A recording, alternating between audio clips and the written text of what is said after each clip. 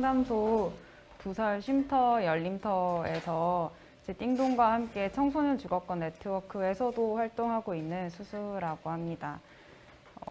저는 집다운 집을 찾아서 떠나는 탈가정 청소년들한테 필요한 것은 주거권이라는 이야기의 토론문을 가지고 왔는데요.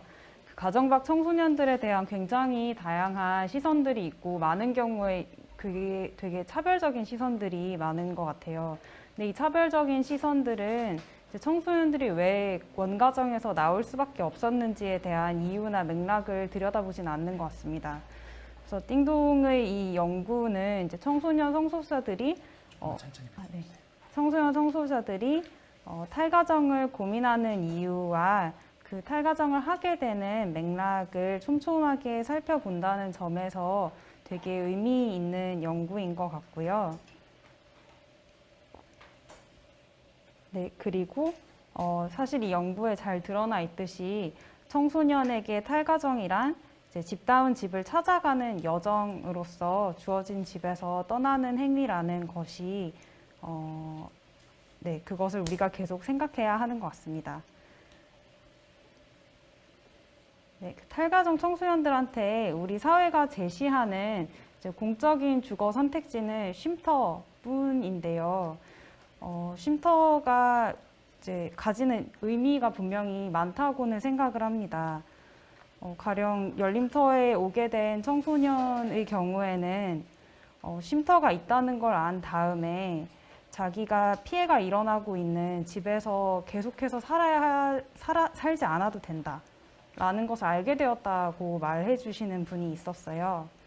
그래서 청소년들에게 주거의 대안을 제시하는 역할을 한다는 점에서 쉼터가 가진 의미가 분명히 존재하지만 띵동의 연구에서도 드러나듯이 이제 탈가정 후에 쉼터 등의 청소년 거주시설을 이용했다고 답한 청소년들의 비율이 매우 적다는 점을 눈여겨볼 필요가 있다고 생각합니다.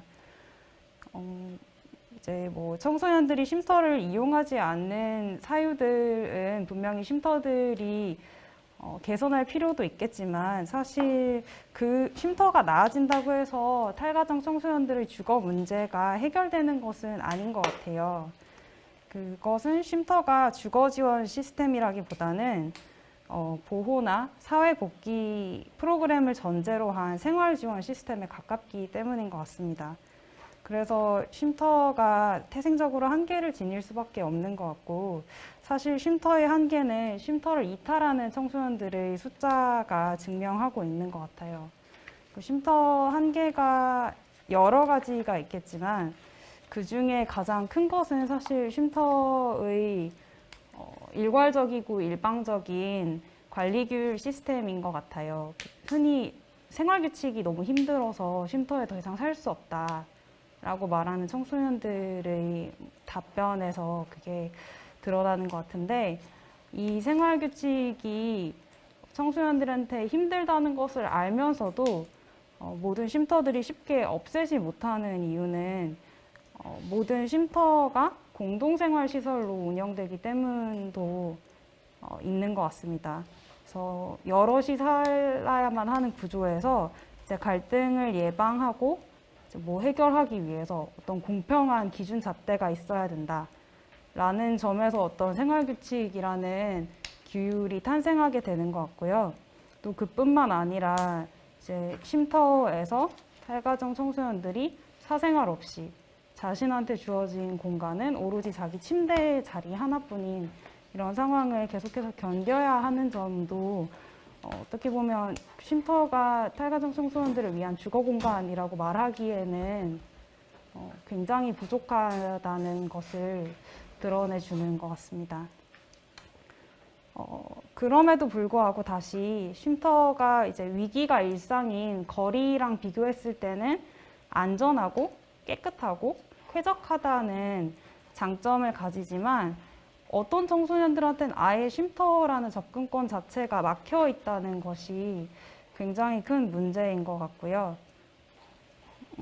이제 성소수자에 대한 차별적인 인식을 가진 쉼터들이 굉장히 많고 그런 종사자들도 많고 또 아까 얘기해 주신 것처럼 쉼터는 모두 여성 쉼터와 남성 쉼터로만 운영되고 있기 때문에 많은 트랜스젠더 퀴어 청소년들의 입소가 불가능하거나 쉼터한테 그게 곤란한 일이 되는 엄청나게 이렇게 문제적인 상황이 벌어지고 있는 것이죠.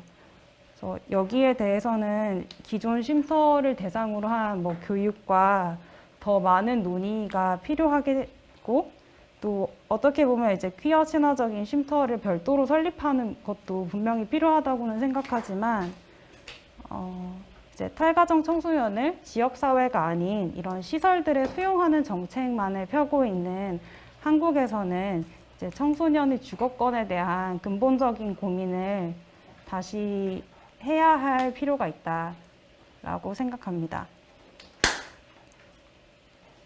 그리고 쉼터가 수용하지 않는 청소년들이 더 있는데 그 많은 중장기 쉼터나 자립지원 시설들에서 이제 자해 자살 시도 이력이 있는 청소년들의 입소를 꺼리는 것을 알 수가 있어요. 이제 공동생활을 하는 환경에서 이제 누군가의 자해가 다른 사람의 자해가 되기도 하고 이제 많은 쉼터들이 자해 자살 고위험군 청소년들을 적절히 돌볼 수 있는 정신보건 전문기관과의 협업 시스템을 갖추고 있지 않기 때문에도 이런 일이 벌어지고는 있지만 사실은 위기 청소년들의 자해 경험이 굉장히 높고 더 취약한 상황의 청소년일수록 더 힘든 경우들이 많기 때문에 이들의 쉼터 입소가 거절된다면 사실 더 취약한 사람들을 더욱더 취약한 상황에 내몰게 되는 그런 결과가 발생한다는 것을 좀 사회적인 빠른 해결이 필요한 어떤 문제로 고민을 해야 될 것 같고요. 아까 거듭해서 말씀드렸던 것처럼 쉼터 시스템에 대한 정비는 물론 이루어져야겠지만 쉼터를 재정비하거나 쉼터를 확장하는 것만이 이제 청소년의 주거권을 온전히 보장하는 길이라고는 할 수 없을 것 같습니다. 이제 청소년 주거권 네트워크나 아니면 청소년들이 주거를 이야기할 때 가장 중요하다고 얘기하는 원칙은 주거가 우선적으로 지원되어야 한다라는 점인 것 같아요. 이제 그 말을 가지는 의미는 주거가 청소년들한테 어떤 보상처럼 주어지는 것이 아니라 기본권 보장의 차원에서 마련되어야 한다는 것인 것 같습니다.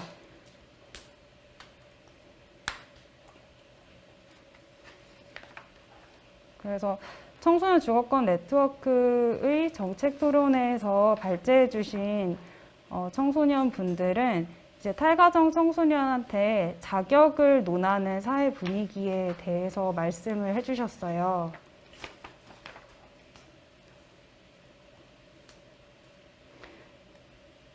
가령 이제 주거에 필요한 지원을 해주는 기관은 자립할 의지와 기관의 요구를 실행할 준비가 된 사람들을 지원한다. 그리고 또 뭐 이제 사회에서 보기에 명확한 폭력이 아니라고 생각되어진다면 집을 주지 않는, 그러니까 주거를 지원해주지 않는 것이 굉장히 문제적이라고 생각한다는 증언들을 해주신 게 있고요. 그런데 사실은 주거는 어떤 보상이 아니라 권리여야 하는 거잖아요. 그래서 주거를 상실한 사람들한테 주거를 보장하는 것은 당연한 일이기 때문에 청소년들을 모두 다 생활 지원 시스템으로 넣는 것이 아니라 어떤 이들에게 무엇이 필요한지 잘 살펴보고 주거가 필요한 이들한테 주거를 우선적으로 제공해주는 그런 정책이 마련되어야 할 것 같습니다. 그리고 띵동의 연구에서도 말씀해 주신 것처럼 주거 지원은 사실 자립과 굉장히 밀접한 연관이 있는데 자립이라는 것은 방 한 칸이 있다고 해서 이루어지는 것은 아닌 것 같아요. 그래서 어떤 열림터를 퇴소한 이제 후기 청소년 분이 얘기해 주신 게 자립할 때 가장 필요한 것은 서럽지 않은 집과 이제 먹고 살 만한 직장 그리고 외롭지 않은 네트워크 세 가지가 꼭 필요한 것 같다 이렇게 말씀을 해주셨거든요. 주거랑 생계 문제를 해결하고 난 다음에 이 네트워크를 어떻게 만들 것인가까지도 사실 저희가 다 함께 고민을 해야 되는 것 같고, 이때 네트워크는 단순히 뭐 쉼터에 있는 청소년과 마음이 잘 맞는 종사자 한 명, 아니면은 마인드가 괜찮은 쉼터 이런 게 아니라 이제 사회가 탈가정한 청소년들과 맺는 관계 자체일 것 같아요. 탈가정 청소년들이 경험하고 있는 그 위기를 그 청소년의 개인적인 문제로 축소하거나 아니면 나랑은 관심 없는, 나랑은 상관없는 일이다 라고 생각하지 않고 여러 가지 방법으로 탈가정 청소년들의 자립에 관심을 가지려고 하는 적극적인 행동이 필요한 것 같습니다. 그리고 청소년이 자신의 집다운 집을 찾기 위해서 가정 밖에서 생존하는 굉장히 어려운 방법을 택했다면 사회에 속한 모든 사람들은 이 현상을 촘촘하게 읽어내고 이들이 집다운 집을 찾는 여정에 함께할 의무가 있을 것 같다라는 말로 토론을 마치겠습니다. 감사합니다.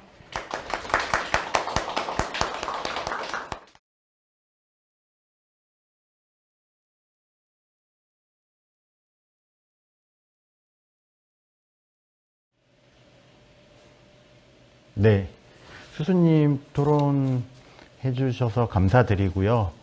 마지막에 집다운 집을 찾는 여정을 우리가 함께 해야 된다라는 그런 의무가 있다라는 것들을 좀 강조해 주시면서 토론을 마쳐 주셨습니다. 사실 방 한 칸 내어주는 게 사실 전부는 아니겠죠.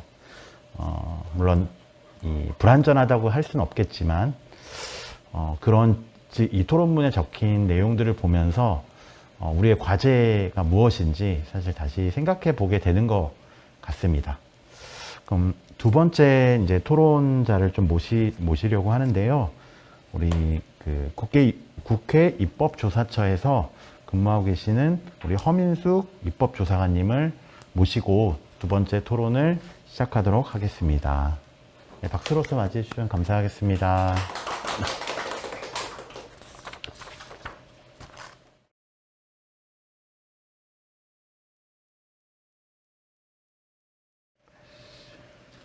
안녕하십니까. 소개받은 허민숙입니다. 오늘 이렇게 띵동에서 청소년 성소수자의 탈가정 고민과 경험 기초조사 연구를 진행해 주시고 또 이 소중한 토론회에 불러주신 점을 영광으로 생각하고 있습니다. 아델 선생님께서 보고서에서 말씀해 주셨듯이 이 성소수자 청소년의 가정폭력 피해와 탈가정 실태가 알려지지 않았다 이렇게 말씀을 하셨습니다. 예, 유럽을 포함한 해외 조사에서도 이 청소년 성소수자의 실태가 정말 감춰진 문제다라고 이렇게 말씀을 하고도 계세요. 하지만 우리와는 좀 다르게 기초적인 실태 조사를 하고 있고 이 문제가 왜 중요하고 심각한가라는 인식을 가지고 있죠. 그러다 보니까 이제 실태 조사가 있고 인식이 있다 보니까 지원 서비스도 확충되고 있습니다. 그리고 앞으로 우리 사회가 이 문제를 어떻게 다뤄야 할 것인가에 대한 논의도 사실은 진행하고 있는 거죠. 이런 점에서 오늘 띵동이 오늘 발표해 주신 성과는 매우 중요한 출발이자 이제 헤치고 나가야 될 현실의 난관이기도 하고 앞으로의 전략에 대한 좀 포문이 아닐까 이런 생각을 해봤습니다. 저는 이 성소수자라는 단 한 가지 이유로 가정 내 폭력에 희생되고 그리고 집을 나가는 것 외에는 방도가 없고 그리고 나가서도 공적 지원 시스템 속에서 제대로 된 도움을 받지 못하는 이 청소년 성소수자들이 우리 사회의 대표적인 부정의, 불의의 희생자, 불의의 피해자다라고 부를 수 있을 것 같습니다. 왜냐하면은 이게 여러 선생님들 지적해 주셨지만 굉장히 솔직하고 정직하게 자신을 표현하고자 하는 일이거든요. 그냥 자기 자신이 되고자 하는 거. 진실되고 진정한 자기 표현이 너무나 자연스러운 일들이 혐오의 대상이 되고 폭력과 학대의 이유가 되는 것은 대단히 부당하다라고 생각을 합니다. 부당할 뿐 아니라 이 청소년기라는 것은 이제 성인기 직전에서 자기 자신을 정말 충분히 사랑하고 그리고 사랑받고 그리고 세상을 신뢰하고 이제 세상에 나아갈 준비를 하는 시기인데 뭐 이런 그 마땅히 누려야 할 권리들을 통째로 부정당한다는 점에서 불의의 희생자라고 부르는 것이 타당하다라고 생각합니다. 아들 선생님 발표문에서 경찰에 신고했을 때 94.4%의 청소년들이 도움이 안 됐다라고 답변을 해주셨어요. 근데 이거는 뭐 도움을 못 받았구나라고 여기서 그치는 것이 아니라 미래를 예견하는 굉장히 중요한 지표예요. 왜냐하면은 앞으로 이 얘기해도 이해받을 거라는 확신 없을 때 이해받기는커녕 훨씬 더 많이 비난받을 거다라는 생각이 들 때, 그렇기 때문에 도움도 역시 받지 못할 것이다 라는 확신만이 들 때 피해자 침묵합니다. 피해자가 침묵이 깊어지고 그 시간이 길어지면 또 다른 파생 효과들이 생겨나죠. 예를 들자면 범죄가 은폐되겠죠. 그 피해 폭력을 당했던 그 범죄는 은폐되고 가해가 지속되겠죠. 왜냐하면 아무런 개입이 없기 때문에 가해를 중단할 이유를 찾지 않습니다. 가해자들이. 사건은 왜곡되고 그리고 그 사안을 둘러싼 사람들의 무지를 깨트릴 굉장히 중요한 그 기회들이 상실되고 차별과 불평등은 심화될 것이며 이것은 혐오 사회로의 폭주의 결과를 낳게 될 것입니다. 정부가 최근 청소년복지지원법을 개정했어요. 그래서 그동안 가출 청소년이라고 불렀던 용어를 이제 가정박 청소년으로 부르자라고 변경했습니다. 그래서 차별적인 시선과 낙인을 제거하자, 이것이 이제 중요한 목표였죠. 그러기 위해서 이제 여성가족부가 실태조사를 앞두고 있고 예비조사를 실시했습니다. 그 예비조사에서 굉장히 중요한 결과들이 나왔어요. 사실은 가정박 청소년이 된 중요한 이유들이 그 가정폭력 때문이었고, 또 폭력의 재피해가 예견되기 때문에 집으로 돌아가기 어렵다. 그리고 식구들이 원하지 않기 때문에 돌아갈 수가 없다라는 이런 청소년들의 상황을 밝혀주었기 때문이죠. 그럼 구체적으로 부모님으로부터 심하게 맞거나 신체적 위협을 느낀 적이 있다라고 답변한 청소년들이 70.7%, 부모님이 나에게 욕을 하거나 저주의 말을 퍼부었다라는 문항에 그런 경험이 있다라고 답변한 비율이 70.1%였습니다. 이 연구는 그래서 그 집을 나온 그 행위만을 비난하면서 비행 청소년으로 낙인 찍었던 그 기존의 편견과 모류애를 극복하는 데 있어서 굉장히 중요한 단초를 제공해주고 있어요. 그렇지만 아쉽게도 성소수자 청소년들에 대해서 전혀 질문하고 있지 않습니다.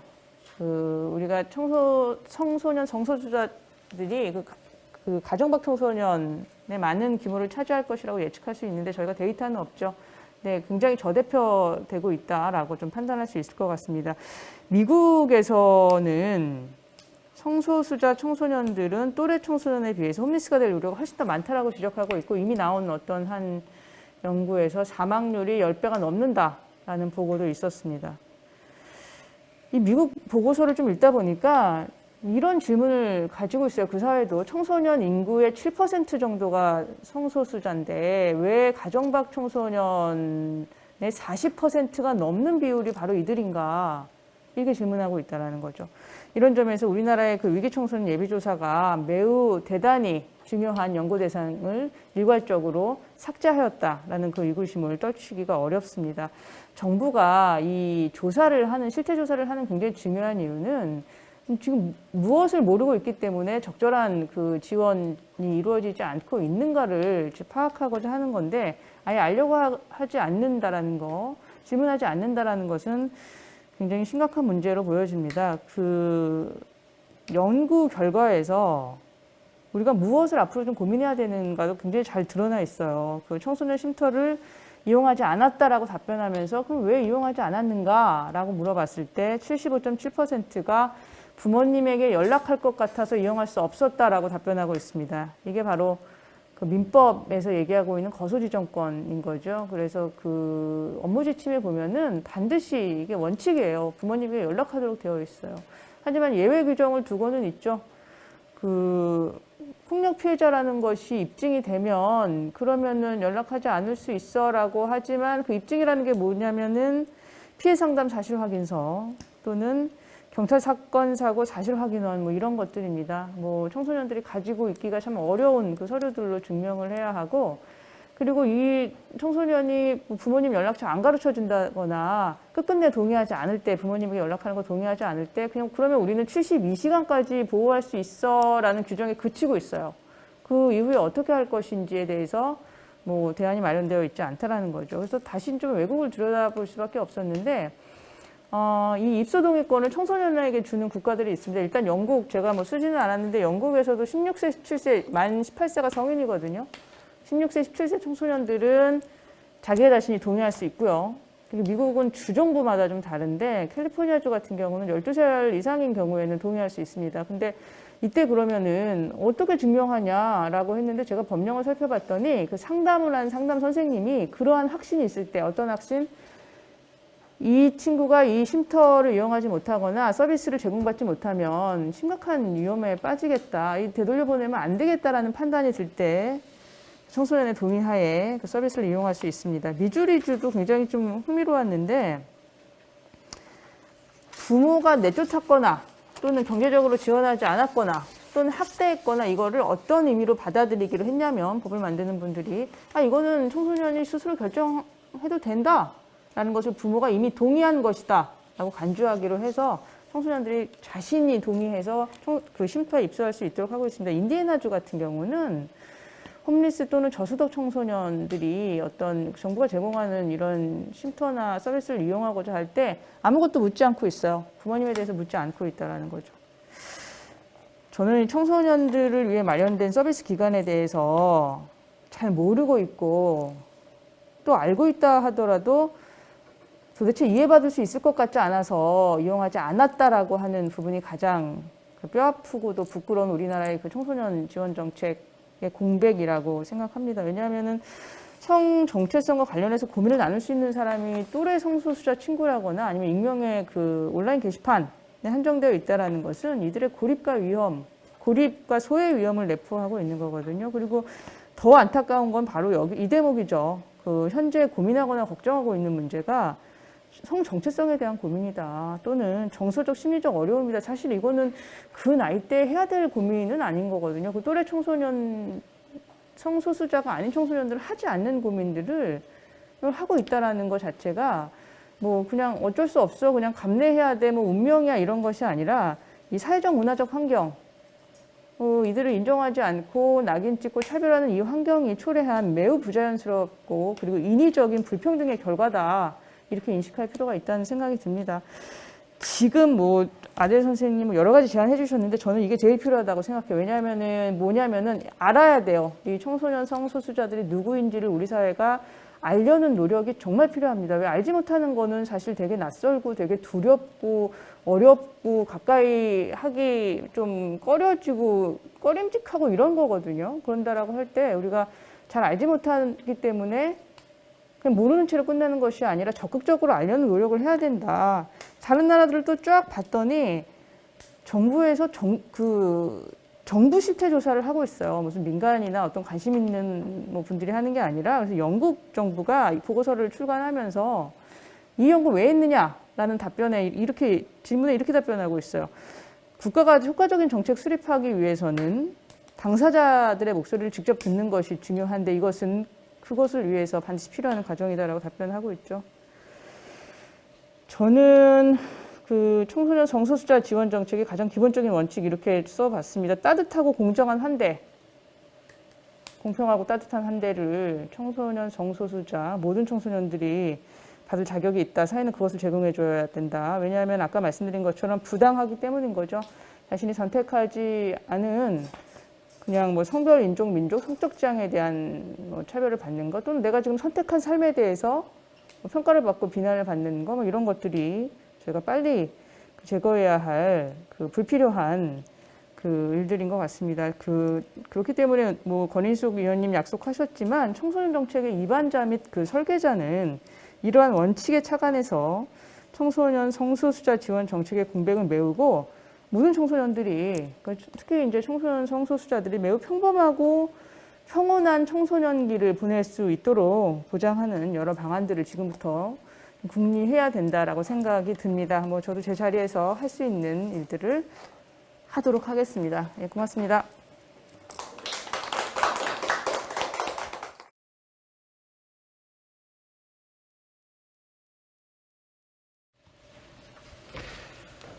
네, 허민숙 입법조사관님 토론해 주셔서 감사합니다.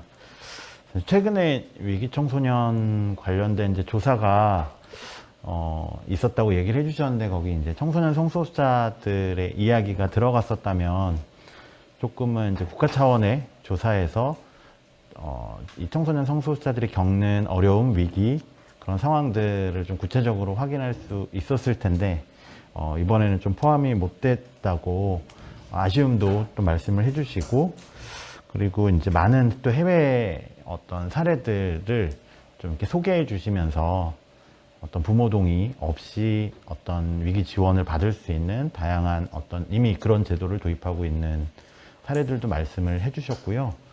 마지막으로는 여튼 이 상황에 대해서 알아야 된다. 적극적으로 알려고 노력해야 된다.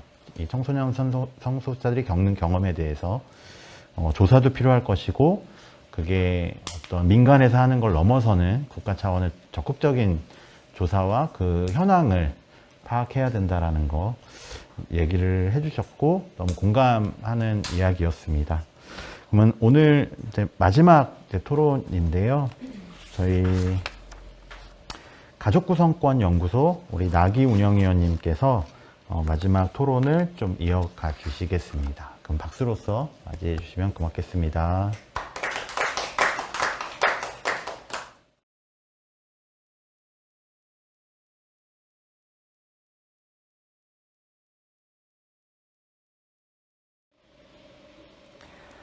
네, 안녕하세요. 저는 가족구성권연구소의 나기 운영위원이고요. 오늘 청소년 성소수자의 탈가정 고민과 경험을 가족구성권의 관점에서 어떻게 바라볼 수 있을까를 고민하는 토론문을 작성해 봤습니다. 그래서 먼저 가장 우선적으로는 한국 사회에서 가족 내부의 평등과 민주적 관계가 충분히 고민되어 있지 못했다라는 생각을 하고 있고요. 2005년에 호주제가 폐지되면서 남성 호주에 귀속되어서 수직적으로 배치되었던 가족 구성권의 위치는 아내와 남성이라는 동등한 위치로서의 결합으로 변화했지만 어떤 평등이 가족 내부에 필요한가에 대해서는 적극적으로 이야기되어 오지 못했다고 생각합니다. 그 민법에서 가족의 범위를 규정하고 있고 그 외에 또 건강가정기본법에서 한국 사회에서의 가정이 어떤 의미이고 그것의 유지를 위해서 국가가 어떤 노력을 기울여야 하는가에 대해서 규정을 하고 있는데 건강가족기본법 제2조를 보면 가정은 개인의 기본적인 욕구를 충족시키고 사회 통합을 위하여 기능할 수 있도록 유지 발전되어야 한다라고 규정하고 있습니다.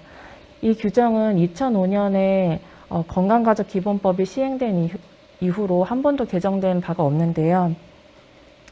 2006년에 개정안이 발의된 내용이 있는데 2006년 개정안에서 가족 다양성을 인정한다는 내용과 함께 가족 관계는 평등하고 민주적이어야 한다라는 내용을 최초로 추가하였습니다.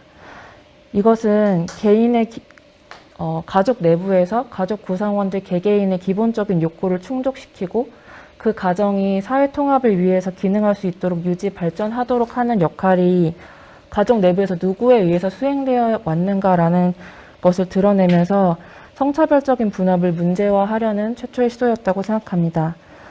하지만 가족 내부의 평등이 어떤 식으로 이루어질 수 있는지에 대한 질문은 2021년 지금에 이르기까지 질문이 던져지기만 한 채로 제대로 답해지지 못했다고 생각합니다.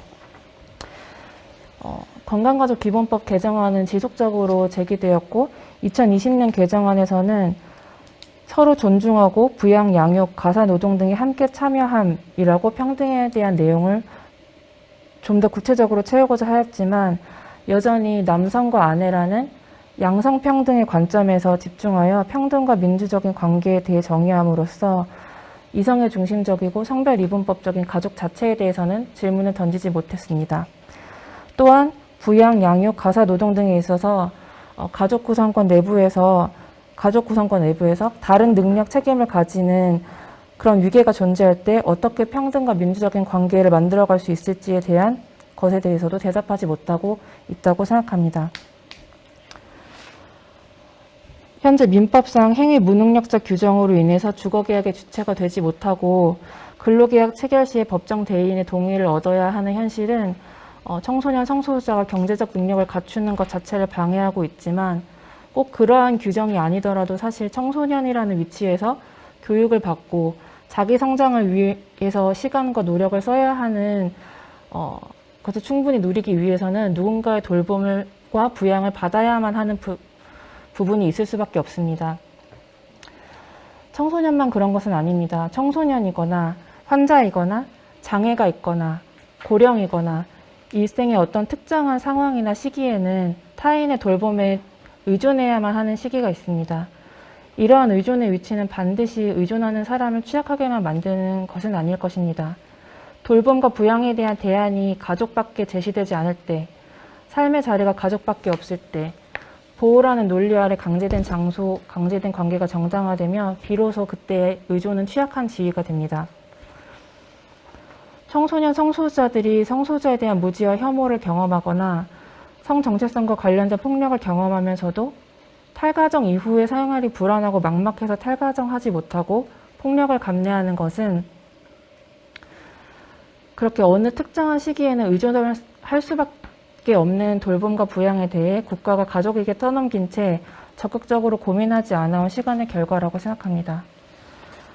폭력으로 인해 탈가정한 청소년이 위기에서 벗어난 청소년이 아니라 부모를 벗어난 위기에 처한 청소년으로 계속해서 원가적으로 돌려보내지는 것 역시 마찬가지의 논리입니다. 법적인 가족을 벗어나더라도 안정적으로 살아갈 수 있도록 돌봄과 부양이 반드시 필요한 순간에 제공되는 보편적인 돌봄의 시스템이 구축되지 않는다면 가족 내부의 위기는 벗어날 수 없는 것이 됩니다.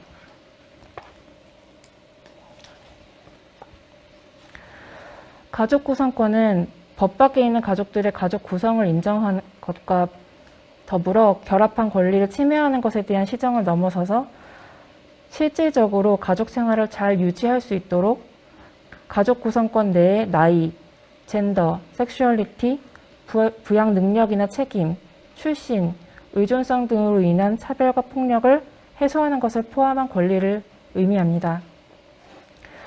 청소년 성소수자에게 역시 원가족을 벗어나서 자신이 원하는 가족을 구성할 자유나 법 밖에서 만들어지는 친밀한 돌봄, 유대의 관계를 인정하는 것을 넘어서서 가족 안에서 생존할 수 있는 삶의 조건이 바뀌어서 가족 내의 성소는 성소자의 위치가 보호의 위치가 아니라 자신의 의사를 드러내고 결정할 수 있는 권리를 가지게 되는 것이 가족 구성권이라고 할 수 있을 것입니다.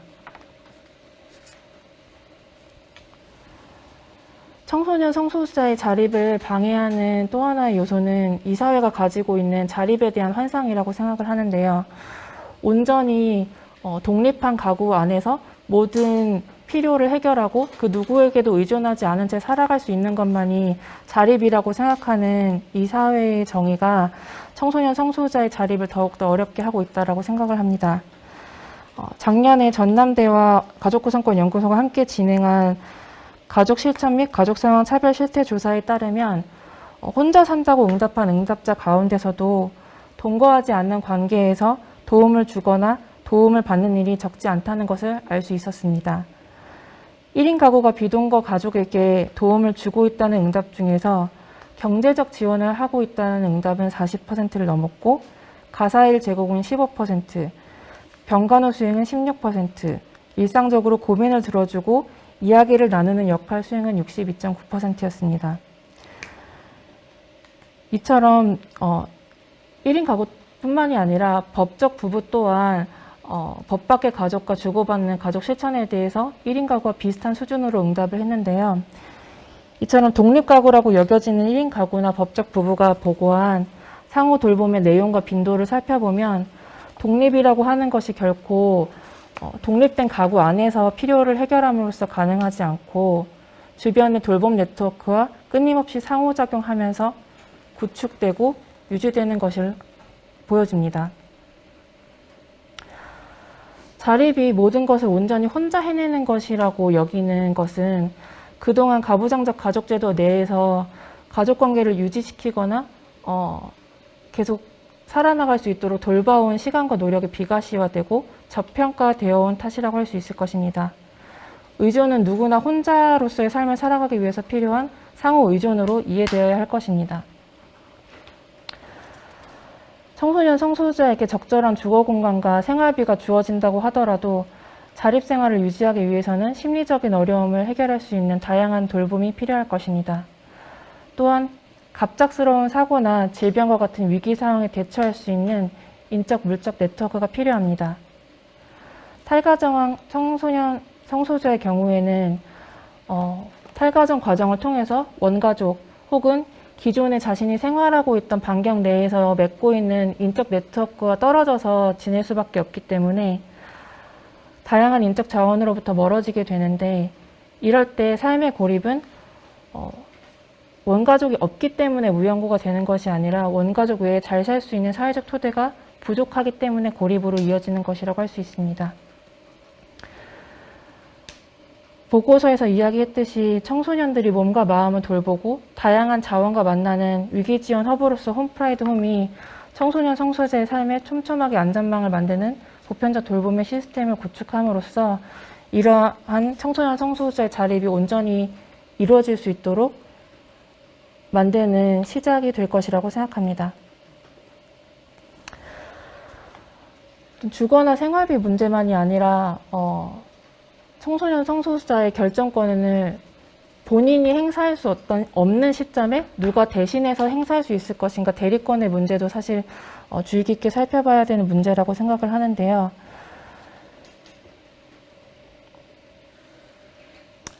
질병이 생기거나 사고를 당해서 어떤 의료적 처치가 필요할 때 혹은 재난에 처했을 때 위기 시에 소환되는 법적 가족은 탈가정 청소년의 삶을 다시 불안정하게 만듭니다.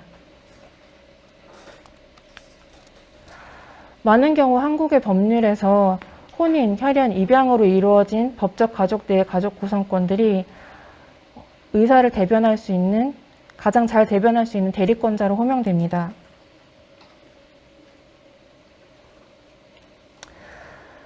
특별히 의료법을 살펴보면 환자가 본인이 의사결정권을 행사할 수 없을 때 혹은 환자의 개인정보를 통보받을 권리가 있는 자가 누구인가를 따질 때 당사자가 현재 누구와 돌봄과 부양의 관계를 맺고 있는지, 의사를 가장 잘 대변할 수 있는 친밀한 사람이 누구인지 묻지 않고 당사자의 법정 대리인이 혹은 열거된 대리권 행사자가 그것을 행사할 수 있는 것으로 이야기하고 있습니다. 유일하게 예외적으로 법정 대리인이 아닌 환자 본인이 지정한 사람이 대리권을 행사할 수 있는 경우는 치매 환자의 경우인데, 이 치매 환자의 경우일 경우에만 환자 본인과 가족의 의사가 합치되지 않을 경우를 고려하여 환자가 본인의 의사를 대신하여 대리권을 행사할 수 있는 자를 지정할 수 있도록 하고 있습니다. 하지만 청소년 성소수자의 경우 성정체성에 대한 고민에 무지하고 이성에 중심적이고 성별 이분법적인 성차화된 훈육이 강제되며 교정폭력이 발생하는 가족관계에서 청소년 성소수자의 본인이 의사를 충분히 행사할 수 없을 때 그 의사를 대리해서 행사할 수 있는 사람이 이런 가족 안에 다른 가족 구성권이 있을 것이라고 생각하기 어렵습니다. 하지만 이런 순간에도 가족이 대리권자로 소환되는 것이 문제라고 할 수 있습니다. 따라서 청소년 성소수자의 경우에도 가족 구성원 안에 의사가 합치되지 않을 가능성에 대해 보다 폭넓게 적용하여 본인이 원하는 1인을 본인이 의사를 결정권을 행사할 수 없을 때 대리권자로 지정할 수 있도록 하는 것이 필요하다고 여겨집니다.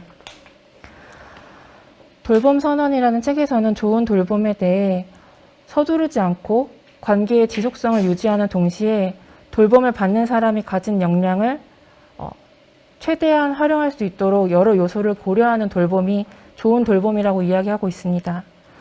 청소년 성소수자의 자립에 있어서도 당사자의 주체적 능력과 좋은 삶을 개발하는 좋은 돌봄의 시스템이 자리 잡을 수 있도록 가족구성권 연구소도 계속해서 고민해 나가도록 하겠습니다. 감사합니다.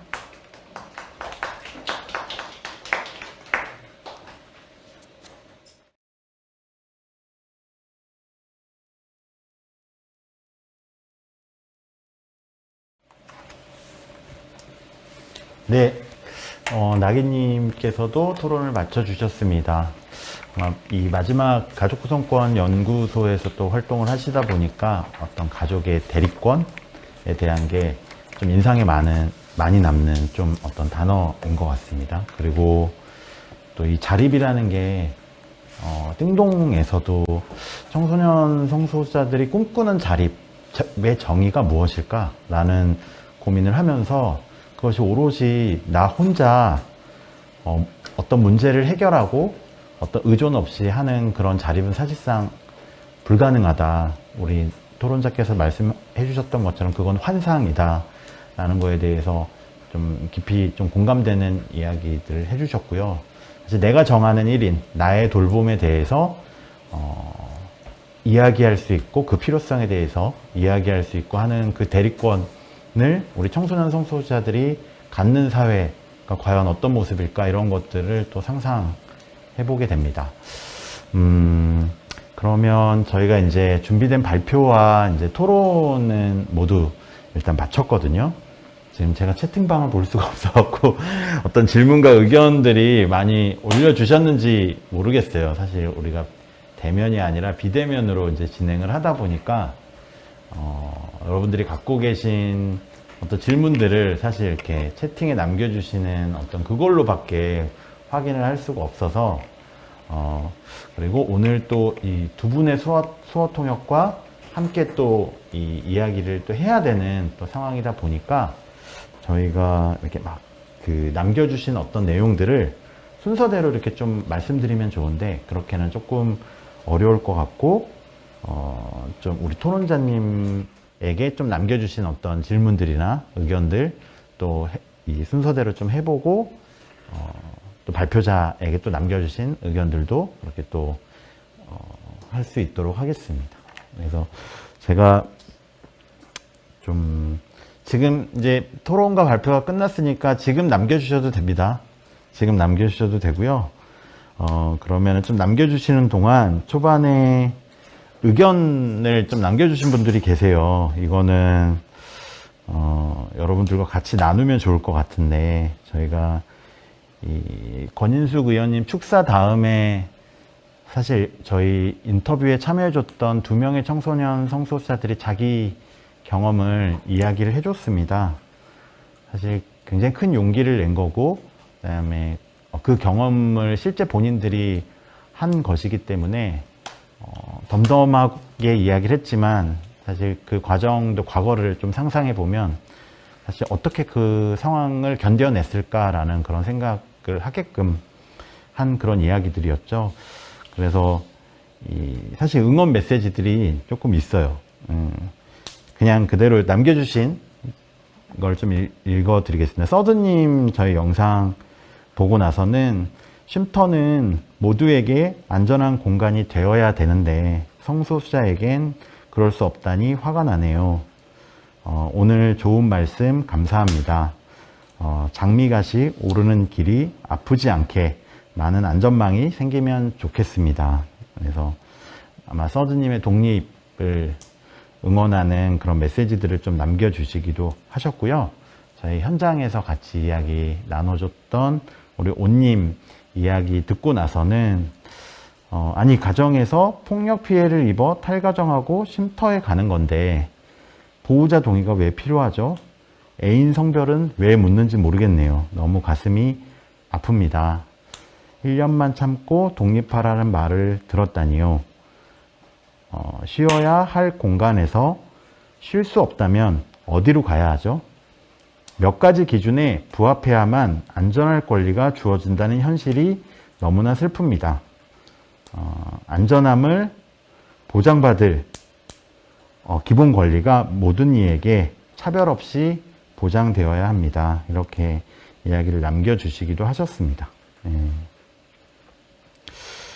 그리고 그러면 저희가 좀 우리 토론자님들과 같이 나눌 수 있는 질문들 중에서 먼저 우리 허민숙 입법조사관님 질문이 조금 있는데요. 그 질문을 한번 제가 먼저 읽어드려 보겠습니다. 말씀해주신 이제 위기 청소년 예비조사에 이 성소수자 청소년들의 경험이 이제 전혀 질문되지 않았다고 하셨는데 이후 진행되는 본 실태조사에서 성소수자 청소년들의 탈가정이 조사되도록 하려면 어떻게 해야 될까요? 포함되기를 너무 바라는 마음이신 것 같아요. 정부가 중요한 문제를 알려고 하지 않는다. 되게 의도성을 가지고 제외한 것은 아닌가. 약간 이런 말씀해 주신 거에 대해서 좀 가슴이 아프다라는 건데 이건 전략도 필요한 것 같아요. 만약에 그런 국가 차원의 조사가 필요하다고 말씀해 주셨고 사실 이런 띵동 차원의 어떤 연구를 넘어서는 이 청소년 성소수자들의 경험들이 사실 그런 조사 결과에 나와야지 또 쉼터의 변화라든가 또 다른 대안들에 대해서 우리가 공적인 영역에서 사실 이야기가 되어질 텐데 혹시 제안해 주실 것이 있다면 한번 얘기해 주셔도 예, 고맙겠습니다. 혹시 지금 바로 말씀드릴게요. 네, 바로 혹시 네. 화면이 좀 넘어간다. 그러니까 사실 그 어떤 설문조사에서 되게 중요한 게 뭐냐면은 뭔가를 뭐를 묻느냐는 거예요. 사실 묻지 않는 거에 대해서. 그래서 저희가 이렇게 항목을 만들 때도 답변에 자기가 경험한 게 없으면 답변하기 어렵거든요.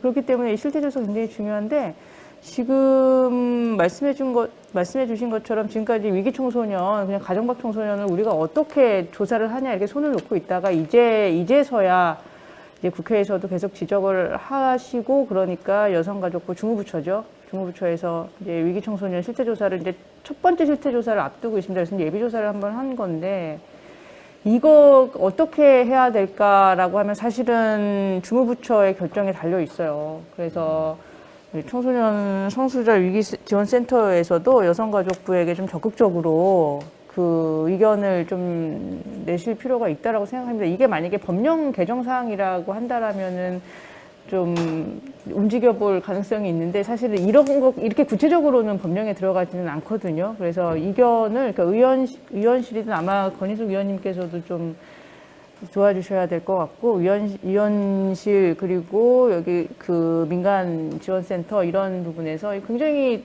중요한 문제인데 완전 일괄 삭제된 것은 정말 진실된 결과를 얻기 어렵다라는 것들을 계속 말씀을 좀 드려야 된다라고 생각을 합니다. 왜냐하면은 청소년 통계 같은 것도 그런데 이 조사가 나와서 좀 구체적으로 알 수 있었던 게 뭐냐면 청소년 통계 보면은 가출하는 이유에 대해서 청소년들이 부모님과의 문제다. 그러니까 이렇게밖에 안 물어본 거예요. 61%가 부모님과의 문제에다가 체크를 딱 했는데 근데 뭔 문제인지가 전혀 드러나지 않았다가 이 예비조사에서 드러난 거예요. 가정폭력 때문에 이렇게 나오고 있다. 그리고 가정폭력 때문에 못 들어간다라고 나오고 있거든요. 그러면은 이 폭력 피해를 당하는 청소년들 중에 청소년 성소수자가 얼마나 포함되어 있는가는 매우 중요한 지표인데 이게 통째로 빠져 있다라는 점에서 이 본조사에 반드시 포함되어야 되겠고 뭐 저도 경로를 한번 찾아보겠고 지원센터에서도 적극적으로 그 의견을 좀 전달하셔야 된다고 생각합니다. 여가부에서 뭐 의도적이라기보다는 정말 잘 몰라서 그럴 수도 있어요. 네. 네.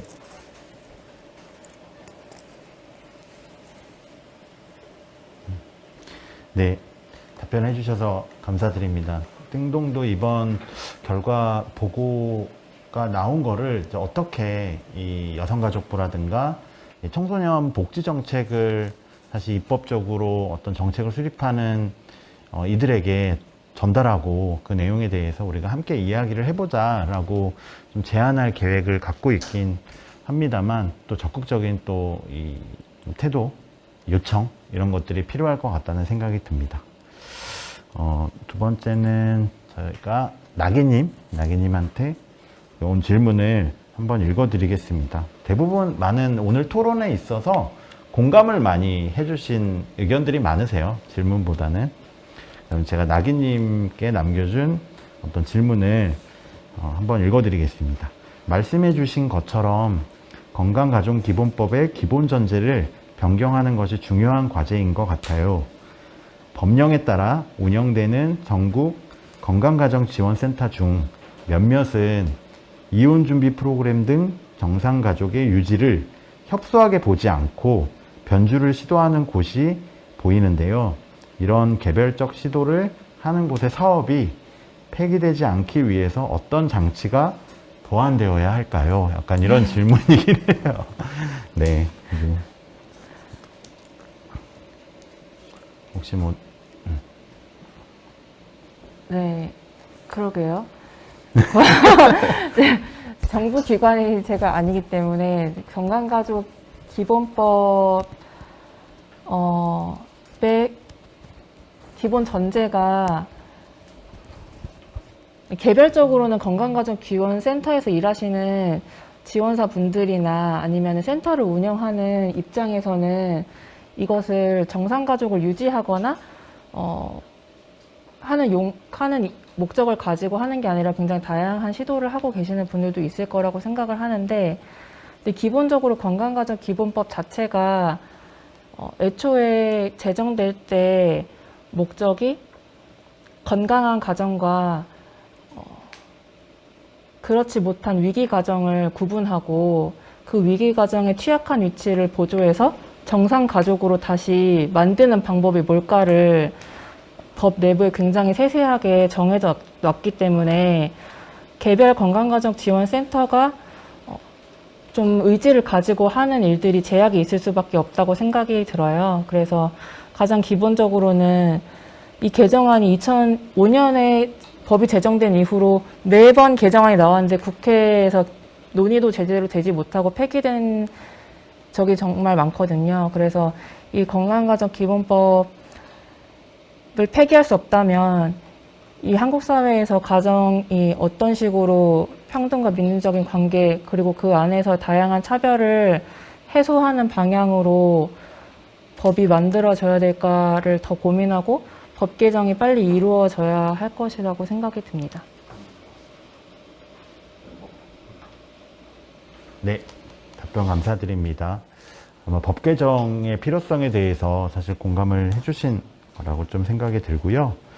다음 이제 저희 토론자 중에서 수수님께도 이제 온 질문과 좀 더 경험을 듣고 싶은 이야기들이 좀 있습니다. 아무래도 열림터에서 또 활동을 하시다 보니까 열림터 오늘 발표에서도 열림터의 고민이 좀 느껴지십니다. 열림터 이용, 퇴소 생활인 분들과 열림터에서의 경험을 어떻게 나누고 계신지 궁금해요.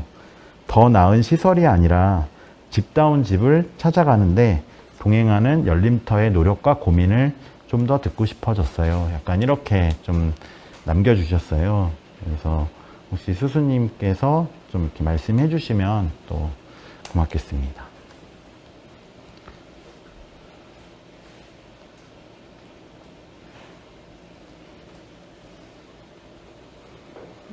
네. 사실은 열림터도 쉼터이기 때문에 좀 고민이 많죠. 집이라고 하기에는 굉장히 부족하고 집이라고 말하면 안 된다라는 얘기를 저희 쉼터 활동가들끼리는 많이 얘기하고 있는 것 같아요. 쉼터가 해야 하는 역할이 분명히 있고 또 어떤 사람에게 속해 있는 집이 해야 되는 역할이 있기 때문에 그런 차이들은 있는 것 같고 일단 열림터는 열림터에서 생활하고 있는 이렇게 생활인 분들과는 계속해서 열림터 운영에 대한 평가를 반기별로 받는다거나 하는 식으로 이제 이 시설이 어떠한 곳으로 느껴지는지 또 앞으로 어떤 방식으로 나아가야 되는지 같은 것들을 함께 논의하는 시간을 가지는 것 같아요. 그리고 이제 퇴소한 생활인 분들과는 또 정기적으로 퇴소한 사람들과의 모임을 갖거나 아니면 이제 퇴소하고 난 다음에 사실 되게 자립을 하기 위해서는 금전적인 지원도 그렇고 여러 가지 정책 프로그램과 연계하는 지원도 있어야 되고 상담도 필요하고 하는 것들이 있는 것 같아요. 그래서 그런 방식의 기존 시스템과의 연계도 하려고 노력을 하는 것 같습니다. 답이 됐을까요?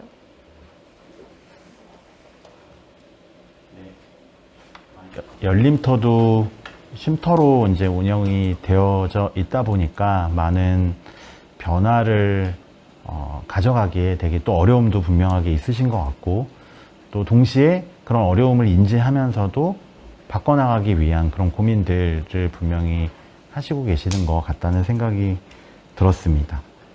수수님한테 하나 또 질문이 더 있어서 조금 넓은 질문일 수도 있는데요.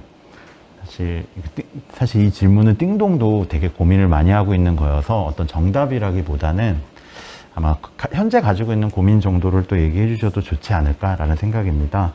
원가정 복귀와 쉼터 입소라는 한정적인 선택지 바깥에서 우리가 청소년 성소수자들의 기본적인 주거권을 위해 구체적으로 어떤 선택지를 상상해 볼 수 있는지, 혹시 그죠? 원가정 복귀 아니면 쉼터를 입소해야 된다라는 되게 한정적인 선택인데, 이거를 기본적인 주거권이라는 접근에서 또 어떤 선택지를 더 다양한 선택지를 상상해 볼 수 있는 게 있는가, 이런 고민을 좀 남겨주신 거라고 저는 조금 이해를 했습니다. 그래서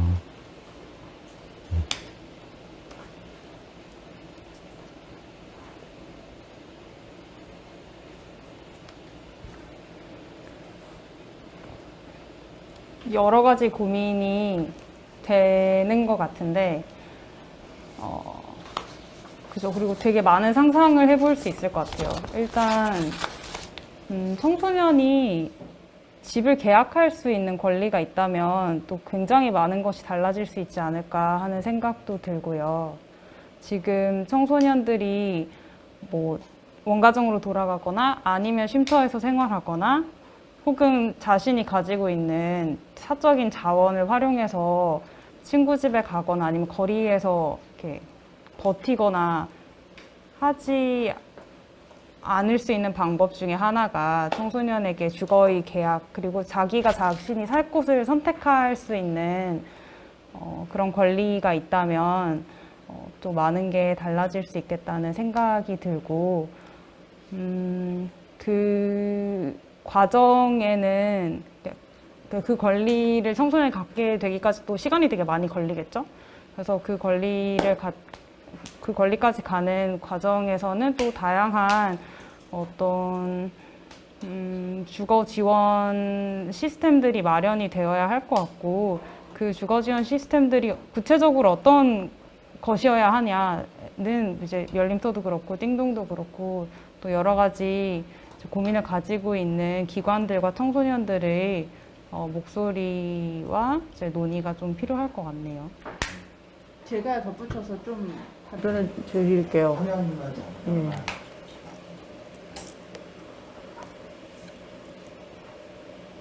제가 이제 지난달에 국회에서 보고서를 하나를 출간을 했는데 바로 이 문제였어요. 가정폭행 프레임을 넘어서 홈리스 청소년들에게 좀 어떤 지원을 해야 되느냐라는 보고서를 하나 냈는데, 그 핵심은 뭐냐면은 지금 우리나라는 뭐냐면은 일시보호, 그 다음에 단기보호, 그 다음에 중장기, 이런 식으로 기간만을 늘려나가고 있어요. 그래서 중장기 쉼터. 근데 미국은요, 21일 이후 3주 딱 보호하고 있다가 이거는 원가정으로 돌아갈 수 없어. 돌아가는 거 위험해. 그리고 돌려보내면 안 돼. 라는 판단을 합니다. 3주면 충분하죠. 사실. 그러면은 바로 자립지원 정책으로 전환합니다. 계속 기간을 늘려서 뭐 3년 거주하고 1년 더 추가로 거주할 수 있어. 이런 식으로 전략을 수립하는 게 아니라 일시 보호한 다음에 그 다음에 이제 그걸 뭐 전환 주거라고 트랜지셔널 리빙 시스템으로 들어가요. 그럼 거기 들어간다라고 해서 원가정을 갈 수 없는 건 아니에요. 그러다가 이제 돌아갈 수도 있고, 하지만 기본적으로 단기 보호 다음에 그 다음에 자립지원한다. 이런 식으로 정책의 기조가 바뀌어야죠. 그러면은 뭐 주거 형태도 다양하게 지원합니다. 뭐 공동생활을 하는 경우도 있고 그룹홈처럼, 또는 한 빌딩을 사용하지만 독립적인 공간을 주는 경우도 있고 스텝이 24시간 상주하고, 또는 완전히 개별적인 집을 주는 경우도 있어요. 그러니까 이런 뭐 할 수 있는 시도들이 너무 많아요. 샘플도 많고.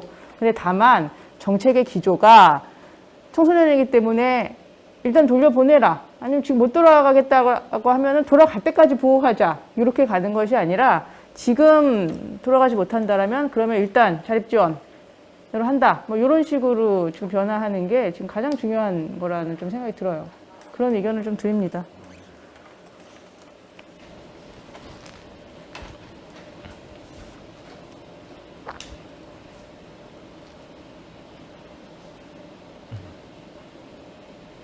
네, 최근에 좀 국회에서 이렇게 좀 정리된 그런 내용들까지도 우리 허민숙 법조사관님께서 좀 말씀해 주셨습니다. 이 한국의 이 쉼터가 사실 이제 장기, 중장기 쉼터 이제 기간으로 많이 나눠져 있거든요. 그래서 띵동도 청소년 성소수자를 지원하고 쉼터를 연계하기 위해서는 처음에 문을 두드리는 곳들이 대부분 일시 쉼터들입니다. 잠깐 머물 수 있어요.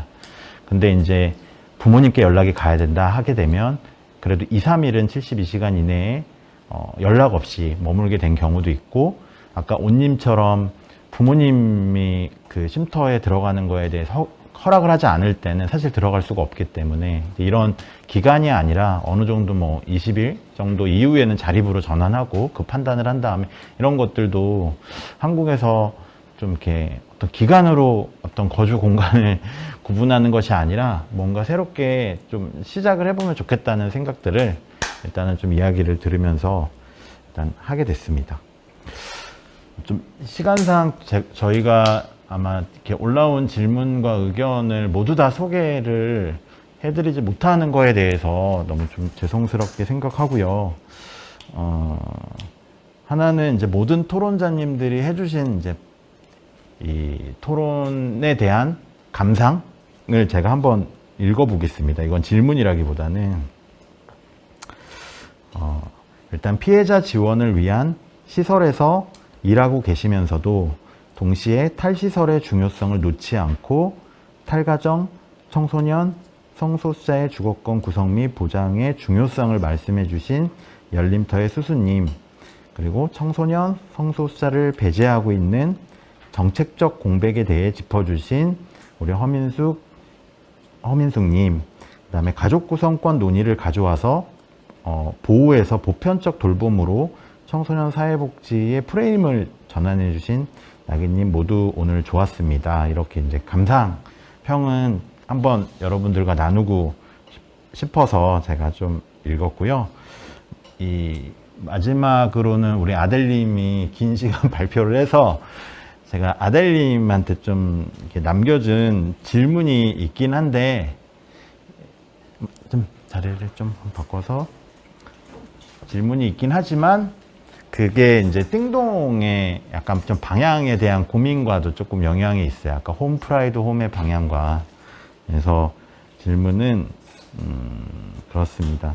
띵동이 지금까지 저희 이제 홈 프라이드 홈 프로젝트를 고민하면서 난제가 무엇이었는지 궁금합니다. 예를 들어서 퀴어 프렌들리한 쉼터가 없는 것도 고민이지만 그렇다고 쉼터를 또 하나 더 만드는 것이 또 대안일까, 이런 고민을 하게 되는 것 같고, 그게 과연 홈프라이드 홈의 목표일까, 이런 질문을 같이 해주셨어요. 그래서 만약에 띵동이 상상하고 사회적으로 제안하고자 하는 그 홈프라이드 홈은 어떤 형태의 좀 모습일지 같이 이제 고민을 만들어가는 저 한 사람으로서 사실 너무 기초적인 단계에 있긴 하지만 또 이 조사를 하면서 우리 아델 활동가님이 또 가진 고민이 분명히 있을 거라는 생각이 듭니다. 그래서 이 질문을 좀 마지막으로 일단 질의응답 시간은 조금 마칠까 하는데요. 그러면 아델님께서 홈프라이드 홈 전반에 걸친 좀 그런 고민들 얘기해 주시면 고맙겠습니다.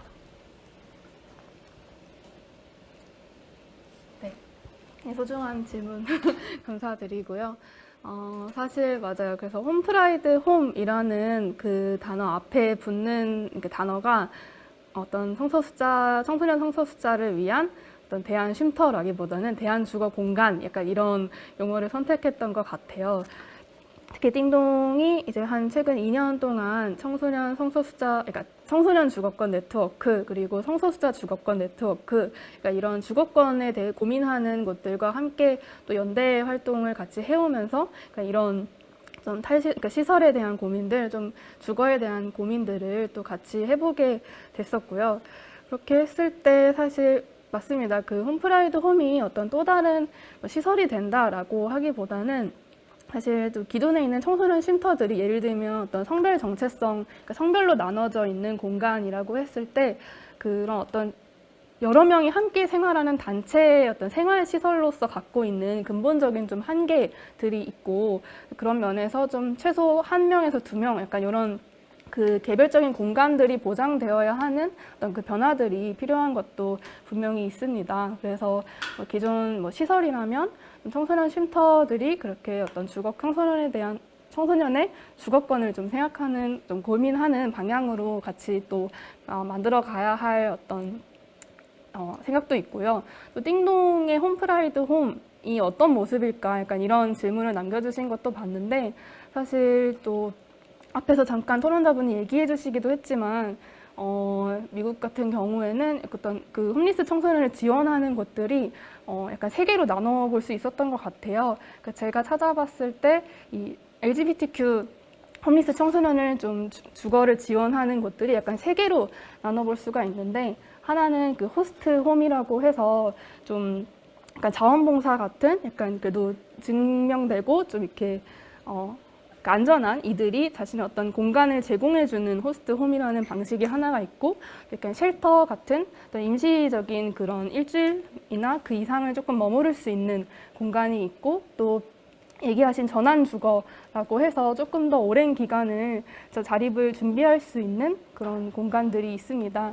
사실 모든 것들이 필요하죠. 그래서 이 청소년 성소수자가 사실 일주일 이상, 그러니까 일주일 이하만 머무르는 게 아니라 좀 오래 또 이렇게 집에 돌아가지 않더라도 자신의 어떤 집 밖에서의 집을 또 꾸려갈 수 있는 그런 공간들도 필요한데, 어쨌든 그 얘기를 봤을 때 집을 나온 직후에 쉼터라는 곳에 갈 수가 없고, 또 그 경찰 신고를 한 이들은 예를 들면 굉장히 또 불안하고 막막하고 또 두려운 그런 상황들에 처하는데, 약간 이 시기를 우리가 또 같이 보내고 필요한 지원들을 연결할 수 있는 그 시기가 굉장히 또 중요하고, 지금 당장 또 긴급하다고 생각이 되어서 당장은 그런 이렇게 긴 기간은 아니지만 함께 지원을 이렇게 제공하면서 또 같이 이렇게 잠을 잘 수 있는 그런 공간의 모습이 될 것 같아요. 근데 또 방이 몇 개이고 또 어디에 있어야 하고 약간 이런 구체적인 그림들은 오늘 우리가 또 이런 자리를 좀 시작으로 해서 같이 그림을 그려볼 수 있을 것 같습니다.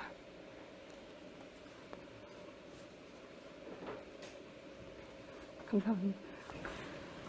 네, 아델님 홈프라이드 홈 이후에 저희가 띵동이 정말 이제 어떤 형태의 모습의 홈프라이드 홈을 만들어 나갈 것인가, 민간에서 모든 걸 다 할 수는 없겠지만 그런 어떤 공적 서비스에 대한 요구, 권리로서의 요구뿐만이 아니라 우리가 스스로 이제 우리 사회에 청소년 성소수자들의 어떤 경험들을 사실 말하기 시작하면서 필요로 하고 고민되어지는 것들 분명히 있는 것 같다는 생각을 하게 됩니다. 벌써 이제 한 2시간이 넘어가서 이제 토론회를 결과보고의 자리를 좀 마무리를 하려고 합니다. 사실 오늘 이제 최종 보고서의 양과 그 다음에 어떤 오늘 토론자로 나오신 분들의 이제 의견을 좀 참고해서 이제 이 청소년 성소수자들의 탈가정 경험, 고민이 좀 세상에 드러났다라고 좀 생각이 들고요. 오늘 이제 이 아델님을 포함해서 발표자님을 포함해서 토론자님들의 좀 마무리 발언을 좀 짧게 듣고 좀 소감도 좋고요. 띵동에 좀 남기고 싶은 바람도 좋고, 그 다음에 어떤 협력에 대한 요청도 좋고, 자유롭습니다. 그 다음에 미처 하지 못한 토론 시간이 너무 짧다 보니까 토론하면서 이야기하지 못했던 이야기들을 정말 이제 또 마지막에 이야기해 주시면 또 고마울 것 같습니다. 그러면 우리 아델님하고 나기님하고 아델님부터 먼저 이 발표자님부터 한번 좀 소감 네, 오늘 어땠는지 이렇게 얘기 들으면서 오늘 마무리하도록 하겠습니다. 네, 저는 이제 자료집 상으로는 좀 들어가며에서도 적었던 이야기이기도 한데요. 약간 아까 발표에서는 좀 쉼터나 이가 탈가정 이후에 좀 겪는 뭐 신고를 비롯해서 이런 일들에 대해서 또 이렇게 주요하게 얘기를 하다 보니까 또 쉼터가 아닌 사실 혼자의 또 어떤 공간을 꾸려가는 이들에 대해서는 또 많이 충분하게 얘기를 나누지는 못했었어요.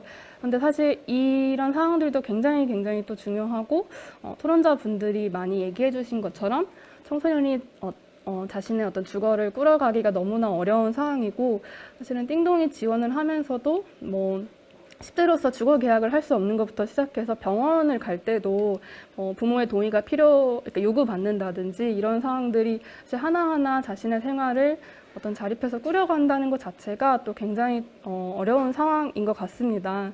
그랬을 때 부모라는 어떤 법적 보호자뿐만이 아니라 주변에 예를 들면 청소년 기관들이라든지 함께 하고 있는 사람들이 사실 뭐 같이 그 기간을 함께 하는 것이 굉장히 또 필요한데요.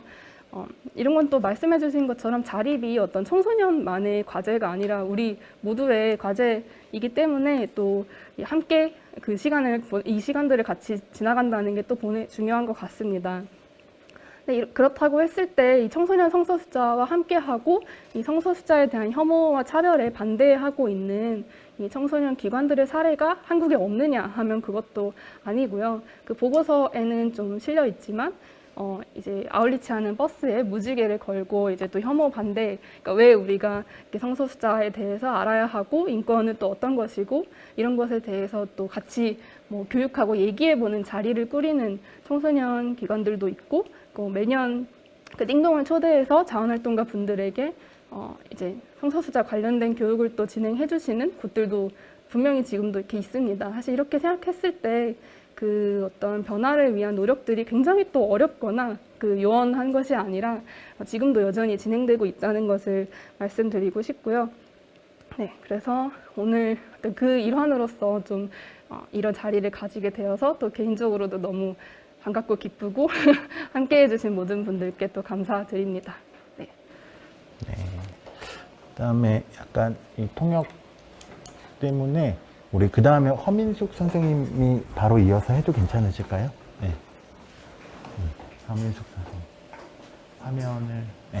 사실은 제가 서두에 말씀드린 것처럼 이 보고서가 나왔다라는 것 자체만으로 매우 기뻐할 일이고 되게 축하할 일이고 뭐 그런 일이죠. 엄청난 성과고 뭐 더한 뭐 그 찬사를 드리고 싶습니다. 사실은. 근데 그렇게 마음이 가볍지만은 않아요. 왜냐하면은 이 청소년 성소수자들을 실질적으로 지원하기 위해서는 제도화라는 것이 필요한데 법의 개정이 필요하고 뭐 시행령의 개정 또 마련 이런 것들이 필요한데 지금 현장에서 위기를 겪고 있는 청소년 성소수자들은 너무 많고 그 문제의 심각성은 가볍지 아니하고 하지만 제도화의 길은 다 아시다시피 너무나 멀고 이래서 사실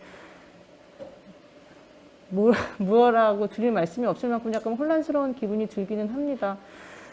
하지만 뭐 이제 출발인데 가속도를 붙이기 위해서 좀 어떻게 해야 될까를 오늘 시점 이후로 좀 궁리를 한번 해보겠습니다. 그래서 제가 뭐 이 자리에 초대해 주신 게 너무 감사하고 굉장히 여러 그 영감을 얻었다라는 말씀을 드리고 싶어요. 아까 그 아델 선생님 말씀해 주신 것처럼 배척하고 낙인 찍는 이들만 있는 것이 아니라 뭐 다 마음껏 표현하지 못했지만 지지하고 응원하는 또 대다수의 국민들이 있기 때문에 저희가 빨리 이 어찌됐든 일을 진척시켜서 오늘 이 시간을 되돌아보면서 그럴 때 있었다. 우리가 그런 거 고민했던 시절이 있었다. 뭐 이렇게 얘기할 수 있도록 선생님들 포함해서 그리고 저 그리고 뭐 유사한 기관에서 일하는 선생님들 다 같이 협력해서 이 일들을 좀 빨리 추진해 보려는 노력 또는 전략들을 좀 세워야 되겠습니다. 제 뭐 소감이 이러합니다. 네.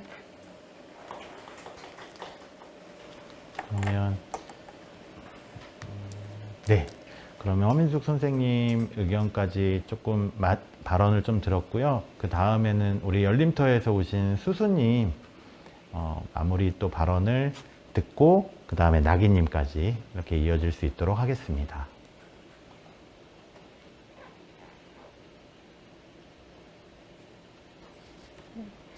그 아까 온라인에서 코멘트 해주신 분 중에 시설에서 일하면서 탈시설을 고민하는 한다고 이렇게 요약을 해주신 것 같은데 그렇기 때문에 사실은 더 그러니까 청소년의 쉼터 지원뿐만 아니라 더 많은 청소년들의 기본권을 보장할 수 있는 주거에 대해서 고민을 하게 되는 것 같아요. 그러니까 뭐 시설의 지원 시스템에 도움을 받아서 이제 일상을 회복하는 사람들도 만나게 되지만 또 이제 쉼터에서 거주할 수 없거나 쉼터를 이탈하는 사람들도 너무 많이 만나기 때문에 이제 그런 이들에 대한 고민을 이런 자리에서 같이 할 수 있다는 것이 굉장히 유의미한 것 같고 또 사실은 그 누구도 집을 찾아서 떠나는 그 힘겨운 여정을 할 필요가 없어져야 되는 거기도 하잖아요. 그래서 그 과정에 대한 또 많은 뭐 운동과 이렇게 뭐 사람들이 모이는 과정들과 정책이 만들어지는 또 노력들이 필요할 것 같다는 생각이 듭니다.